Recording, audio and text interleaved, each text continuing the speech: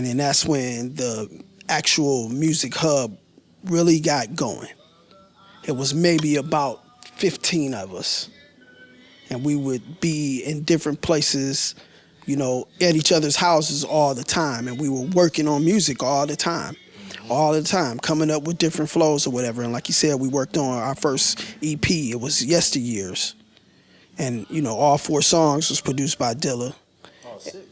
It was 6? It was 5? 5 songs. Yeah, 5. 5 songs produced by Dilla. Man, tell him how he made the beats, Tom. Please tell him how he made the beats. This is how we developed. Tell him how we made the sound. No, we probably shouldn't tell him that. What? Which part? Because it was... How we did it off the MP the other way, and then got that noisy... You talking about because it was broke? The rough drive. Nah, not the broke. How you did that was the later. Tape? Oh, the tape stuff. The tape.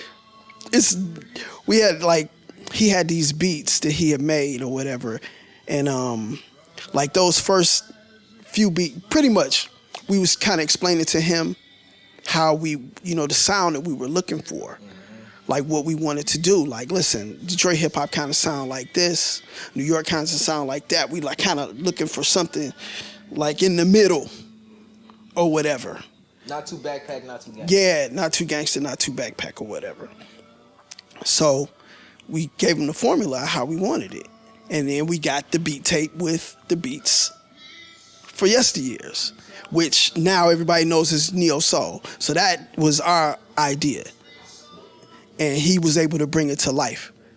So, you know what I mean? It was like, we want some hardcore, pretty stuff. like, you know what I mean?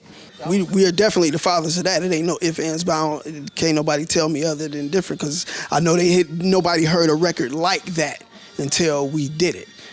Neo Soul, I mean, that's what they called it. That's what eventually the Philly cats said that it was Neo Soul, which would be new soul. You know what I mean?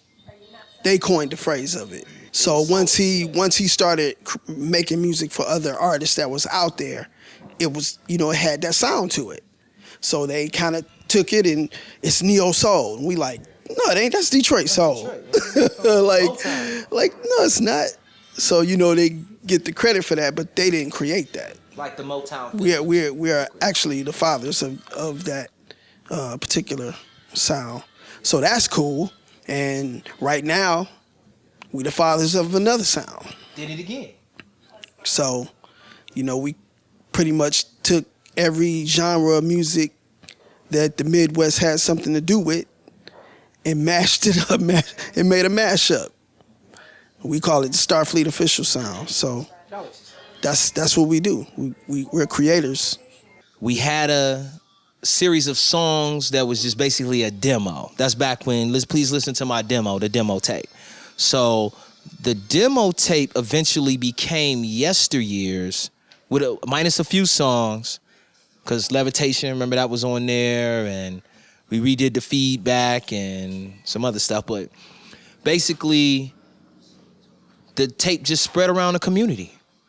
You know what I'm saying? Wherever I went, I had a tape or whatever, and I think I went to D.C. one time and linked up with some people from Texas, D.C., Puerto Rico, and gave this one dude the tape. He took it back because they loved hip-hop and they never heard anything like that before. This is before Tribe. Like I said, this is before Dilla started, or that Uma sound, which is really Dilla. That's before all of that. So we were doing Neo Soul way before Erykah Badu or The Roots or any of those guys. You know what I mean? And it just went around. It just went crazy. So then we were in a hip-hop shop one day, and then Maurice Malone came over and was like, you know, why are you guys being bootlegged? Like, why are you doing that? And it was like, well, what do you mean? And he was like, why don't you just press it up and do it yourself? He was the businessman. You see what I'm saying? He had the motto because he owned the boutique, the hip-hop shop, and it was banging at that time. All kind of artists coming through, a little bit of everybody. So we were like, well, what is Disc Makers? And then he brought us the catalog and was like, here, y'all could get the art and do this and then press up the tape on its own and then sell it here, and then, you know what I mean? And Eureka. So we got to slanging. The hip-hop shop was our spot. And we was banging the tapes for $3. We sold like 300 in 2 days.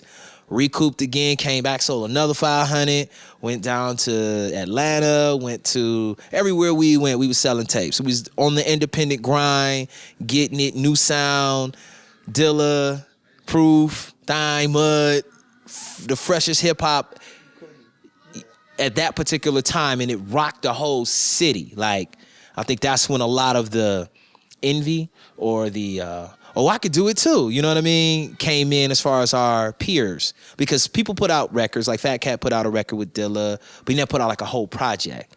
You know what I'm saying? Dilla had Slum Village, same thing though. They had certain demos that were circulating throughout the community, but not a solid project. So we started our own company, that was entertainment. From there, and then, man, everything was on from there on out. It was mixtapes and, you know, WEGO, and Head was the DJ. So we started touring shows. It got crazy, man. It turned into a really big thing.